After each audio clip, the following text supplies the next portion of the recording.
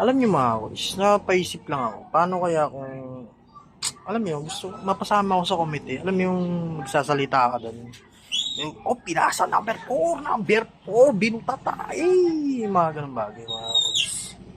So yung mga, alam na, yung ganong eksena sa buhay, siguro, matatry ko doon yung talas ng dila ko. Gusto ko na mag-ganon.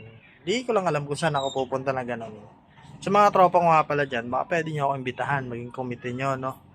Sa mga liga nyo. Alam ko may mga liga pa eh. Di ko lang alam kung kanina tayo pwede makapasok sa mga ganong bagay-bagay. Pero napapaisip kasi ako na gusto, parang try ko lang din kaya yung mag-ano. Kaso mo, sino naman kaya ang magtitiwala sa'yo? Di ba? Sino kaya magtitiwala sa akin para sa committee? Napaisip lang ako. Siguro, gusto ko rin mag-ganon, no? Magsasalita na, uy, pinasa ni number 4, pinasa sa number 3, uy, butata, puking ina mo, sablay. Mga ganon. Gusto ko yung mga ganon eh. Hindi ko lang talaga alam kung sino yung magtitiwala sa ano pag committee ako, di ba? Sa mga tropa ko dyan, mga kaibigan ko dito sa Facebook, mga ganyan. Baka sakali, pwede nyo ako kuning committee nyo, announcer nyo, di ba? Try nyo lang, di ba? Pwede nyo naman ako i-try.